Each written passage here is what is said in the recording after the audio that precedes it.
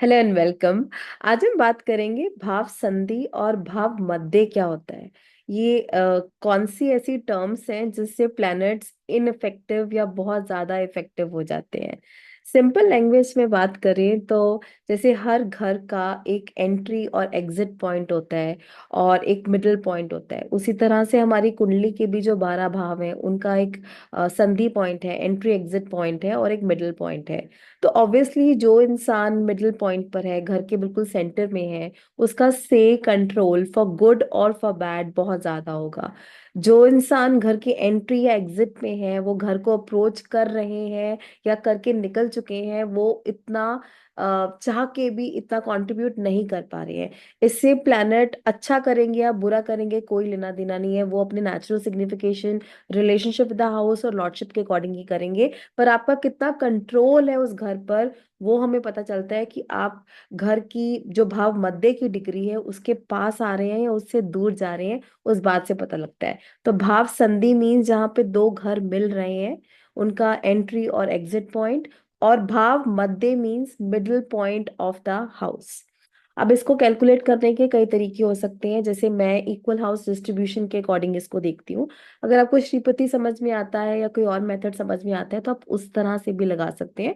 But the whole idea is कि planet कितनी अच्छे से इफेक्टिवली हाउस को कंट्रोल कर रहा है, वो हमें प्लैनेट की degree in comparison to houses degree पता चलता है। जैसे मान लीजिए कि लगन की डिग्री 27 डिग्री है।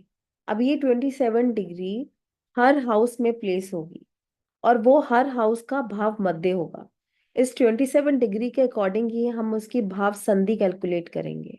चलिए समझते हैं इस कॉन्सेप्ट को। तो जैसे कि हमारे घर का सेंटर और एग्जिट एंट्री पॉइंट होता है, उसी तरह से कुंडली में भी एक सेंटर पॉइंट है जिसको भाव भाव मध्य बोल रहे हैं। वहां से प्लैनेट्स एक्टिवली कंट्रीब्यूट कर पाते हैं, और जो प्लैनेट्स भाव संधि पर है, एंट्री या एग्जिट पर है, वो कंट्रीब्यूट नहीं कर पाते हैं या इतना उनका कंट्रोल नहीं रहता है। सो अगेन भाव मध्य means mid point of the house, जो एग्जैक्टली exactly लगन की डिग्री के अकॉर्डिंग होता है। लगन में अगर 5 डिग्री है तो 5 डिग्री ही सभी भावों में पड़ेगी, और वो हर घर का भाव मध्य होगा as per equal house distribution. और वहां पर बैठने वाले प्लैनेट्स अपना रिजल्ट बहुत प्रोफाउंडली प्रोड्यूस करेंगे, फॉर गुड और फॉर बैड। भाव संधि मतलब कि जो घर की बाउंड्रीज होती हैं, यहाँ पर बैठने वाले प्लैनेट्स जो घर की स्टार्टिंग में है या एंडिंग में है, और उनका रिजल्ट थोड़ा डिमिनिश होता रहता है, उनका से इतना नहीं रहता है। एग्जाम्पल चार्ट से समझते हैं। जैसे इस लगन की जो राइजिंग है, इस चार्ट का जो राइजिंग है वो है 1 डिग्री 56 मिनट्स। तो इसका मतलब ये हुआ कि अगर मैं इसका स्टार्टिंग और ending part of the house consider करना चाहती हूँ, तो 1 डिग्री पड़ा कहीं यहाँ पर। ये 30 डिग्री का एक हाउस होता है, तो ये यहाँ पर 0 डिग्री है और यहाँ पर 30 डिग्री है। पर हमें जो राइजिंग मिला वो मिला हमें 1 डिग्री।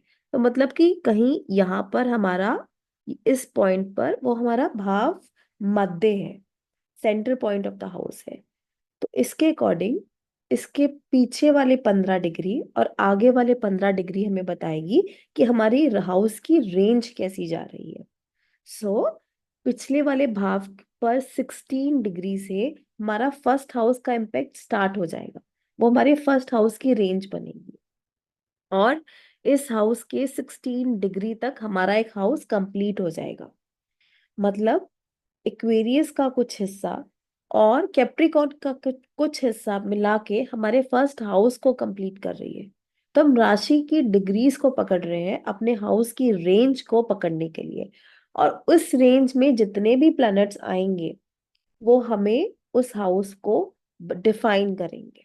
जैसे केतु 8 डिग्री पर है और हमने बोला था हमारा फर्स्ट हाउस 16 डिग्री तक जा रहा है, तो केतु लगन को इम्पेक्ट कर रहा है।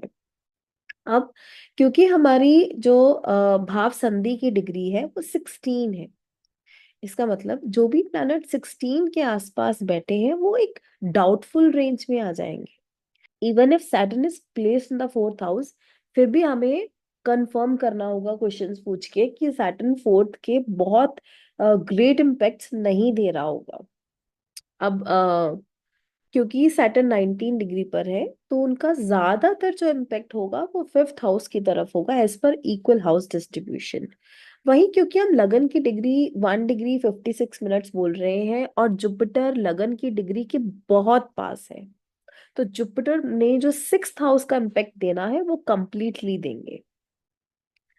और इसी तरह से वीनस की डिग्री 15 है, जो हमारी भाव संधि के पास आ रही है, तो वीनस एट्थ हाउस का रिजल्ट कंप्लीटली नहीं दे पाएंगे। इनफैक्ट जो सन मरकरी जैसे प्लैनेट्स हैं जो रेंज से बाहर जा रहे हैं, वो हो सकता है कि वो नाइन्थ हाउस के रिजल्ट्स ज्यादा प्रोवाइड कर रहे हो और एट्थ हाउस के रिजल्ट्स नहीं दे रहे हो। अब जब हम संधि की बात करते हैं, आप उसमें +- 3-4 डिग्रीज इधर उधर कर सकते हैं, और हमेशा क्लाइंट से कंफर्म कीजिए कि उनके एक्सपीरियंसेस क्या बोल रहे हैं उस प्लैनेट को लेके। पर जब डिस्टेंस बहुत ज्यादा हो जाता है, जैसे हमने 16 डिग्री को भाव संधि की डिग्री बोला है, वहीं 24 डिग्रीज पे जब सन है, तो ये श्योरिटी दिखाता है कि ये अष्टम का इम्पेक्ट नहीं दे रहा होगा।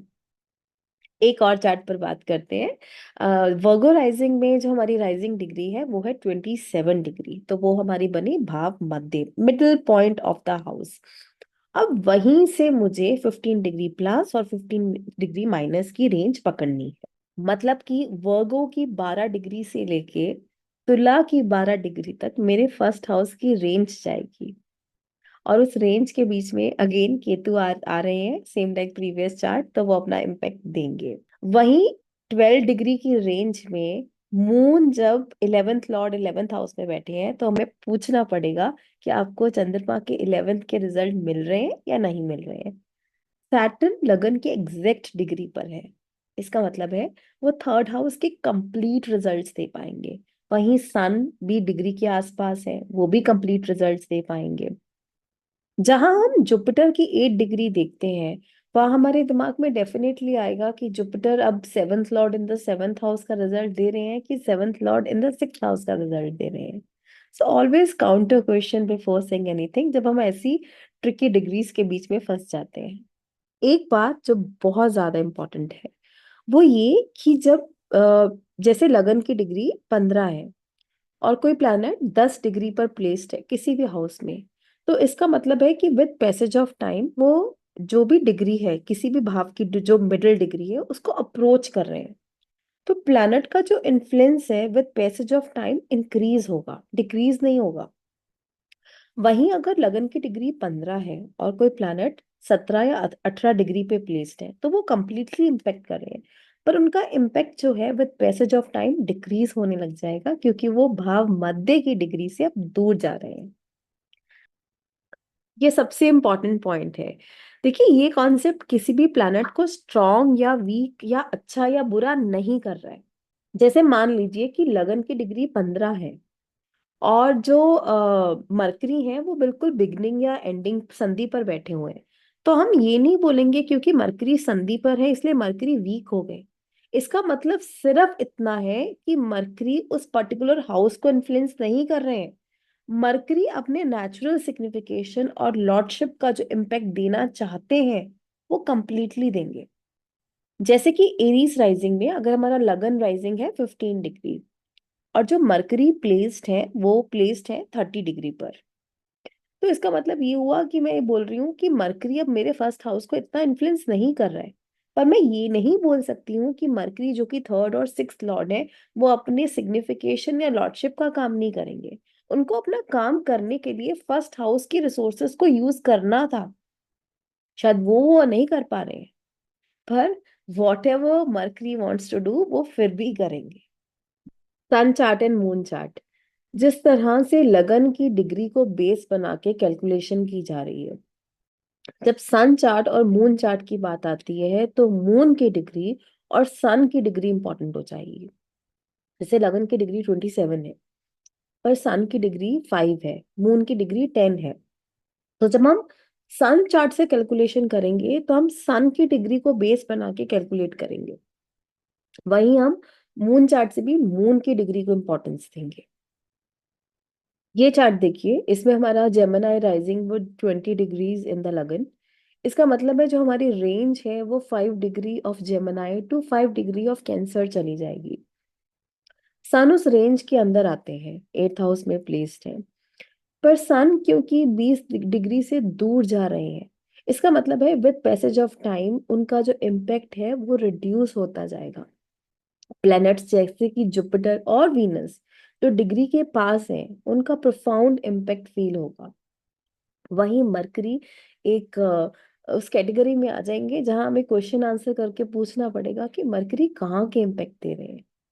मरकरी तो फिर भी उस रेंज के बीच में आ रहे हैं जो हमारे एक भाव को कंप्लीट करती है, पर मार्स और मून तो उस कैटेगरी से बाहर जा रहे हैं।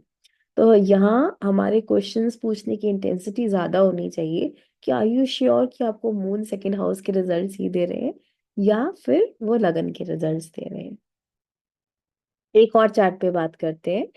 Aries rising with 23 degree 40 minutes rising in the लगन। इसका मतलब है कि अगर मैं रेंज कैलकुलेट करती हूँ कंसिडरिंग भाव मध्य एज 23 डिग्रीज, भाव संधि बना 8 degree of Aries till 8 degree of taurus. इसी तरह से सभी हाउसेस की रेंज 8 डिग्री संधि वाली बन जाएगी। तो मुझे ये देखना है कि क्या 8 डिग्री के आसपास कोई प्लैनेट है, तो जुपिटर है।